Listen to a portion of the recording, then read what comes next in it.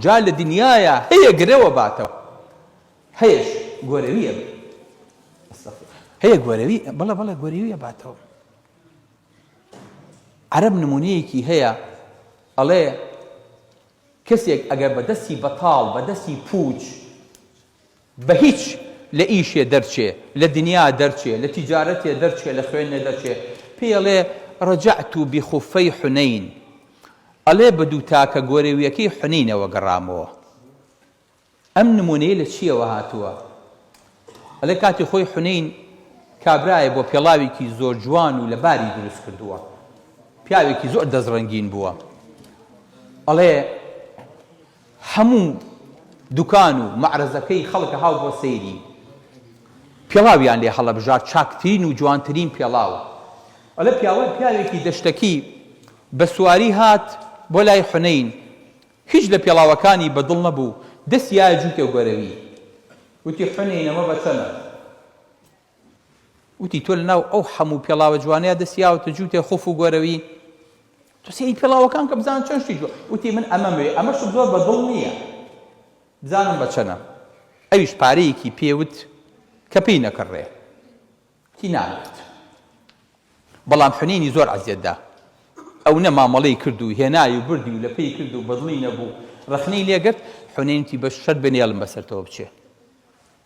لێ کە کابرا ڕۆی چوو لە سەرڕێگەکەی تاکێ گۆرەی بۆ فڕێیە، تۆزێک چووە پێشتر تاکێکی تری گۆرەیەکەی بۆ فڕێیە. کابرای دەشتەکی کە بە سواری وڵاخەکەی گەڕایەوە، تاکە گۆرەیەکی حونەینی بینی لەویا کەوت بوو، بە بەلاش دەستی کەوت بوو. تی بەخوا ئەمە زۆر لە گۆرەیەکی حونەینە چێ، بەس وەڵایی بەداخەوە یەک تاکیانە. جا چی لێ بکەم؟ وەڵایی خۆم عەزیەت نایەم دابەزم، تێی هەڵا تاکێکم بۆ چییە؟ ئەی بشوێت. چووە پێشتر تاکەکەی تری دۆزیەوە. کەرەوتیوە ئەمە خوا بۆ منی یاوە خۆ، ئەمە هەردوو تاکەکەی لێ بەجێ ماوە لێرە. لە ئەسپەکەی دابەزی و چوو بە دوای تاکەکەی ترە، هەتا چوو بە دوای تاکەکەی ترە، حونەین ئەسپەکەی برد بۆ خۆی. ئەمیش بە دوو تا گۆرەویەوە ڕۆیشتەوە کە چووەوە گەیشتەوە ئاوایی پێیان و چیو دەستکەوتووە. وتی ڕەجەعت بخوفەی حونەین، بە دوو گۆرەویەکەی حونەینەوە گەڕامەوە. جا خۆشەویستەکەم، ئەمە بۆ کەسێکی مایە پوچە کە هیچی لە بارانە بێ وچی دەست نەکەوت بێ. بۆیە ئەڵێم هەندێک کەس هەیە چییە باتەوە؟ گرەوە باتەوە. هەندێکی شوێ چییە باتەوە؟ گۆرەویە باتەوە. لەبەر ئەوێ بزانی لەم تاقیکردنەوەی دنیاە چی ئەبەیتەوە، چی و دەسەکەوێت، چی ئەبەی لەگەڵ خۆتە، تا چەند سەرکەوتویت. نەکەی بڕۆیت و بەدەستی بەتاڵ بڕۆیت، نەکەی بێ ئومێدی بڵێ من لە هیچ شتێکا سەرکەوتوو نەبووم. ئەوە مەیدانێکە، هەموومان نەتوانین تیا سەرکەوتوو بین، ئاسانە، قورس نییە. قەد ئەفلەح المؤمنون الذین هم ئەچینە خزمەتی لە ڕۆژەکانی ترا.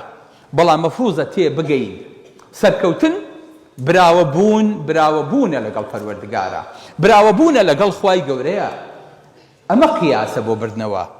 ئەگەر نا پرۆفیسۆری خاوەنی دنیای ناوبانگت هەیە، لە قیامەتا لەوانەیە خۆزگەت بە نەخۆشێکی خۆت بخوازیت کە لە تۆ باشتر و لێهاتووتر و جەربەزەتر بووە لە عیبادەت و لە خوا نزیک بوونە.